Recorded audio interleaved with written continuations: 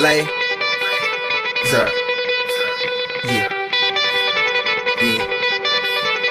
Kane is in the building, nigga. Alright, already the show goes on all night. Till the morning we dream so long. Anybody ever wonder when they would see us? Hi, I'm Leon Smith, the PLP candidate for Nassau Village, and today we're in Nassau Village clearing some overgrown properties. At my rally, I would have indicated that one of the concerns in Nassau Village is the overgrown properties in the area, because you have persons who can hide in these areas, or they can hide items. If they steal items from a house at night, they can hide it in a bushy area and come back and retrieve it in the day. So we're clearing as many areas as we could to make sure the area is not only clean and pristine, but also to try to create a safe environment for our constituents. Many persons are passing and indicating how happy they are.